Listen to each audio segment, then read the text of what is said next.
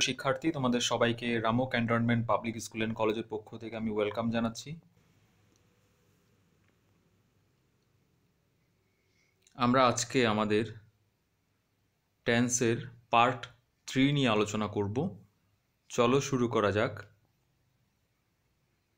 আমরা এর আগে প্রেজেন্ট, পাস্ট এবং ফিউচার এই তিনটি টেন্সের ইনডিফিনিট নিয়ে আলোচনা করেছিলাম। আজকে আমরা কন্টিনিউয়াস এবং পারফেক্ট কন্টিনিউয়াস অর্থাৎ প্রেজেন্ট, পাস্ট, ফিউচার এই তিনটির কন্টিনিউয়াস, আবার প্রেজেন্ট, পাস্ট, ফিউচার এই তিনটির পারফেক্ট, এই টোটাল তিনটি ছটি বিষয় নিয়ে আলোচনা করব। তো শুরুতে প্রেজেন্ট কন্টিনিউয়াস। তোমরা এখানে যেটা দেখতে পাচ্ছ, এখানে আমরা দেখতে পাচ্ছি প্রেজেন্ট কন্টিনিউয়াস লেখা আছে। এই যে প্রেজেন্ট কন্টিনিউয়াস টেন্স, এই বিষয়টা কখন আমরা বুঝব? বর্তমানে কোনো একটা কাজ চলছে, আমি বই পড়ছি, আমি লিখছি, রিমা গান করছে। যখন কোনো একটা কাজ বর্তমানে চলে, কন্টিনিউ হয়, তখন সেটাকে বলবো আমরা প্রেজেন্ট কন্টিনিউয়াস। তাহলে এই টেন্সটা আমরা কীভাবে লিখব? এটাকে আমরা লিখব, এখানে স্ট্রাকচার দেওয়া আছে। আমরা জানি সাবজেক্ট এবং অবজেক্ট, দেখো সব ঠিক আছে, মূল পরিবর্তনটা হয় কিন্তু টেন্সের ভার্বের মধ্যে। তার মানে এখানেই মূল পরিবর্তন, সাবজেক্ট অবজেক্টগুলো ঠিক থাকে। তাহলে এখানে যে পরিবর্তনটা, সেখানে আমরা দেখতে পাচ্ছি কি, অ্যাম ইজ আর, সাবজেক্টের পরে এই যে সাবজেক্টের পরে অ্যাম ইজ আর, তারপর ভার্বের সাথে আইএনজি যুক্ত হচ্ছে, তারপর অবজেক্ট বসছে। আমরা এর আগের সেন্টেন্সগুলোকেই আমরা এখানে আবার ঠিক রেখেছি যাতে আমাদের বুঝতে সুবিধা হয়। আমরা উদাহরণেও ঠিক সেম রাখবো যাতে আমরা বুঝতে পারি। তো এখানে দেখো, রহিম হচ্ছে সাবজেক্ট, এম ইজ আর, এখান থেকে রহিমের জন্য ইজ এসছে। তাহলে এম কখন আসবে, ইজ কখন আসবে, আর কখন আসবে? যদি আই থাকে, আয়ের জন্য আসবে এম। আর যদি কোনো সিঙ্গুলার হয়, সিঙ্গুলার জন্য আসবে ইজ। আর যদি কোনো প্লুরাল হয়, প্লুরাল বলতে ধরো তোমার একটির চেয়ে বেশি, তাহলে হবে আর। আর যদি ইউ থাকে, ইউ মানে তুমি, একজনকেও বোঝায়, তোমরা অনেককেও বোঝায়, কিন্তু ইউ দিয়ে তুমি, তোমরা মানে একজনকে হোক বা দুইজনকে হোক, ইউ যখন হবে, ইউর জন্য সবসময় বসবে আর। তাহলে এম ইজ আর কখন বসে সেটা আমরা জেনে নিলাম। তো এইখানে আমরা দেখতে পাচ্ছি সাবজেক্টের পরে যেহেতু সিঙ্গুলার, রহিম হচ্ছে singular, third person singular, third person সিঙ্গুলারের সাথে ইজ এবং থার্ড পারসন প্লুরালের সাথে আর বসে। যেহেতু এটা থার্ড পারসন সিঙ্গুলার, রহিম হচ্ছে third person, I, we, you এই তিনটের মধ্যে নাই, তাই এই জন্য রহিম হচ্ছে থার্ড পারসন। রহিম একজন বলে, তাই সিঙ্গুলার, আর সিঙ্গুলার বলে ইজ। এরপর দেখো ভার্বের সাথে আইএনজি যুক্ত হচ্ছে। এই যে রিডটা রিডিং হয়ে গেছে, রিডিং অবজেক্ট বসছে এ বুক। আশা করি এটা বুঝতে পারছো। পরবর্তীতে আমরা দেখতে পাচ্ছি দে, এটা থার্ড পারসন প্লুরাল নাম্বার, তার মানে একটার চেয়ে বেশি, অনেককে বোঝাচ্ছে, একের চেয়ে বেশি বোঝালে প্লুরাল, তাই এখানে আর বসেছে, এই যে আর। আর ভার্বের সাথে আইএনজি যুক্ত হবে, কন্টিনিউয়াস টেন্স মানে ভার্বের সাথে আইএনজি যুক্ত হবে, তাই এখানে আইএনজি যুক্ত হয়েছে, প্লেটা প্লেইং হয়ে গেছে, আর অবজেক্টটা বসেছে। এই প্রেজেন্ট কন্টিনিউয়াস, এটা যদি ভালোভাবে বুঝতে তুমি পাস্ট কন্টিনিউয়াসও বুঝবে, ফিউচার কন্টিনিউয়াসটাও বুঝবে। কারণ এদের মূল ব্যাপারটা হচ্ছে কি, যদি বর্তমানে কোনো কাজ চলে তাহলে প্রেজেন্ট কন্টিনিউয়াস, অতীতে চললে সেটা পাস্ট কন্টিনিউয়াস, আর ভবিষ্যতে চললে সেটা ফিউচার কন্টিনিউয়াস হবে। আমরা প্রেজেন্ট কন্টিনিউয়াসটা শেষ করলাম, এবার আমরা ফিউচার পাস্ট কন্টিনিউয়াস টেন্স নিয়ে আলোচনা করব। তো আমি আগেও বলেছি যে এটার সাথে এটার সম্পূর্ণ একটা মিল রয়েছে। আমরা এখানে কি দেখতে পাচ্ছি, আমরা এখানে দেখতে পাচ্ছি, এটা পাস্ট কন্টিনিউয়াস টেন্স, এই যে পাস্ট কন্টিনিউয়াস টেন্স। তো স্ট্রাকচারটা হচ্ছে কি, সাবজেক্টের পরে ওয়াজ বা আর বসবে, ভার্বের সাথে আইএনজি হবে, অবজেক্ট বসবে। তাহলে দেখো সাবজেক্ট এবং অবজেক্ট দুটোই ঠিক আছে, কিন্তু মূল পরিবর্তনটা কোথায়? মূল পরিবর্তনটা হচ্ছে ভার্বের মধ্যে। তাহলে মূল পরিবর্তনটা যেহেতু ভার্বের মধ্যে,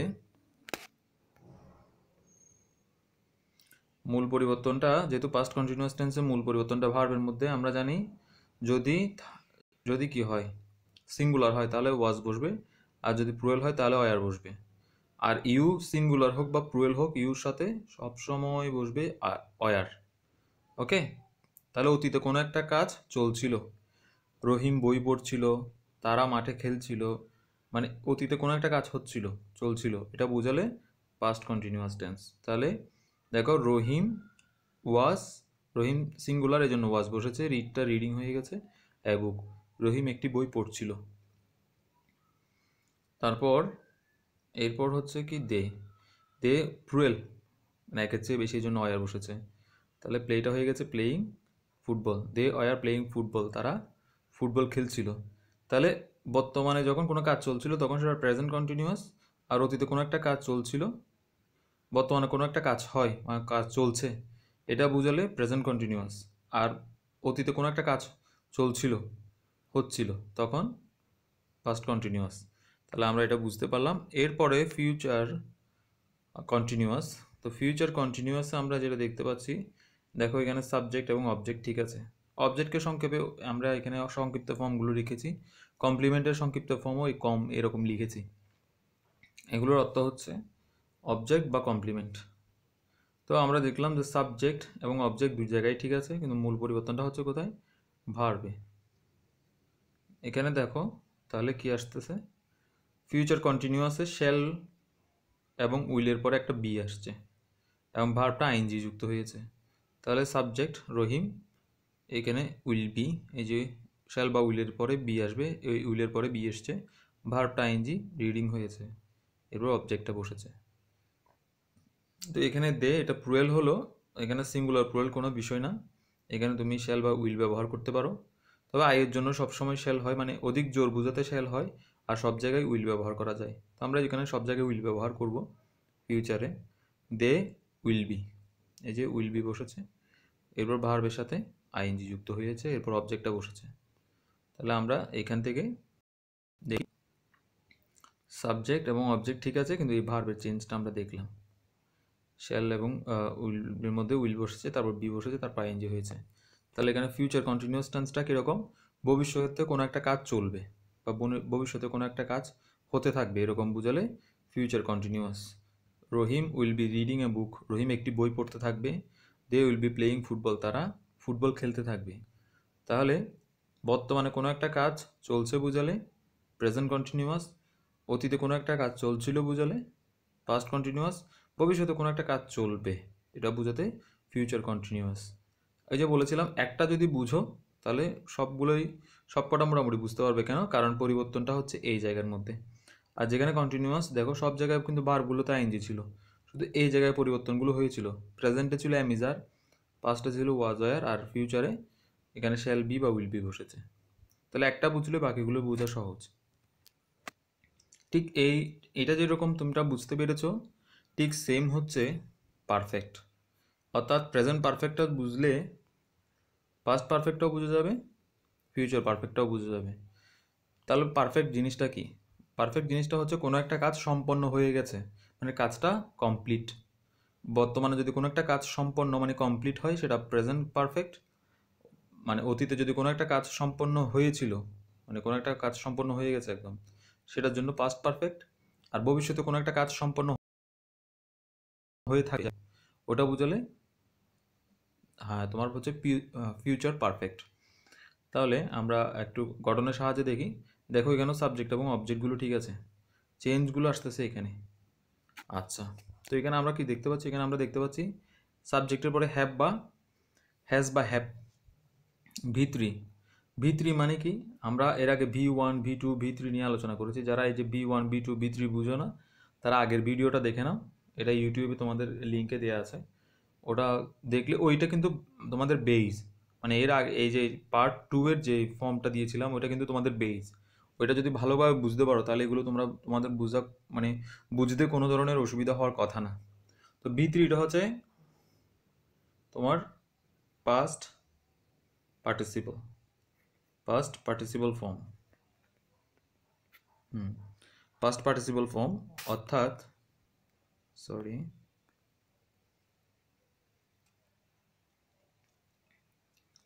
এই যে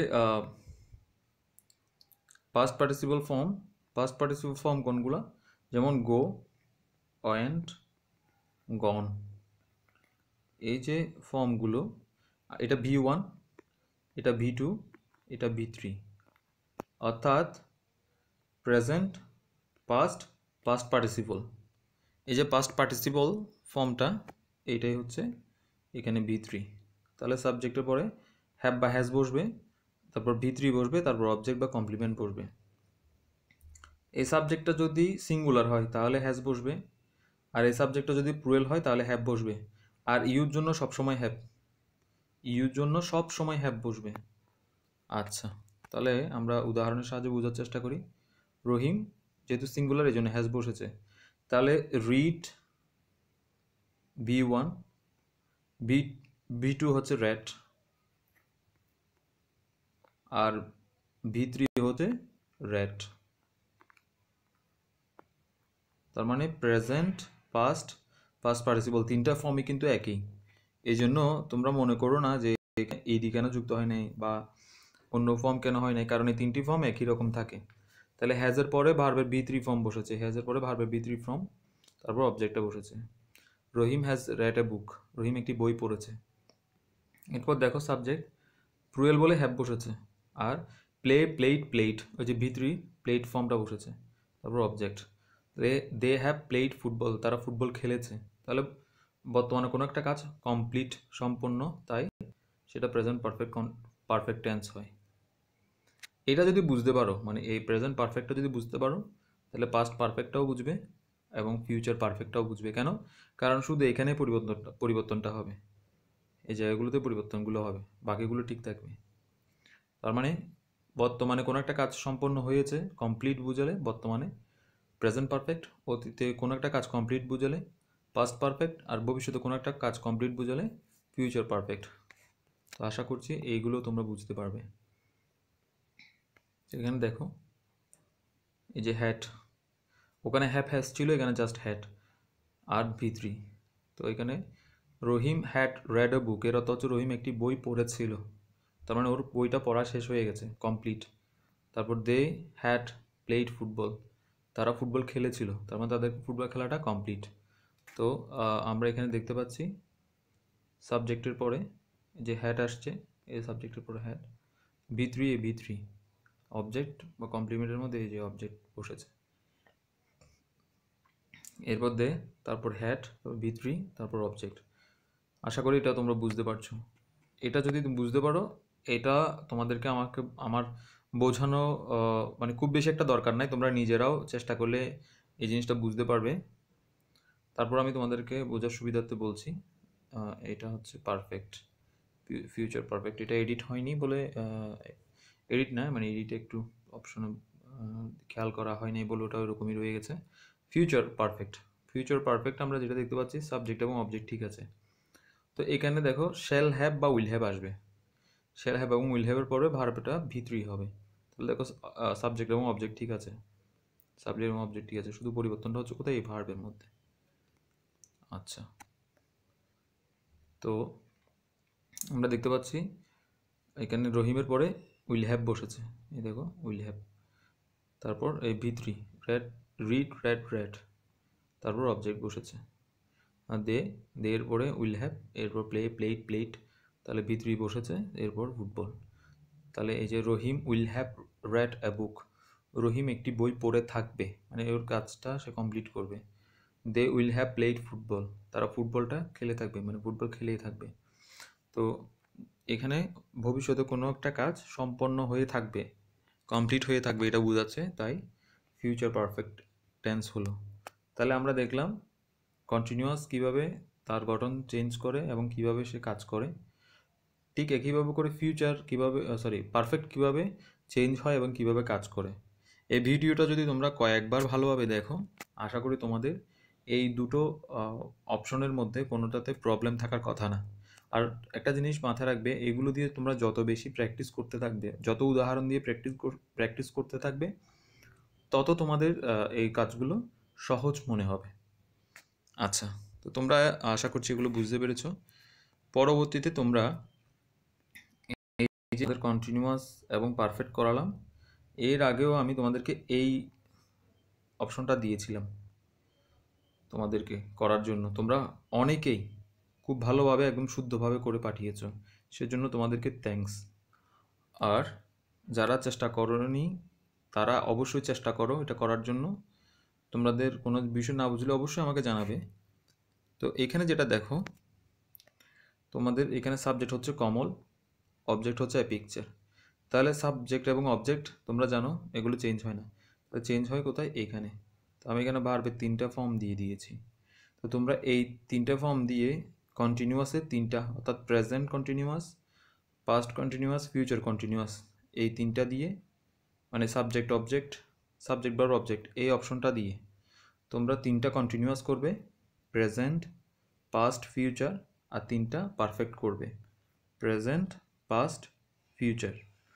তাহলে এই টোটাল 3টা 6টা, 3টা কন্টিনিউয়াস এবং 3টা পারফেক্ট করে আমাকে অবশ্যই আমাকে পাঠাবে।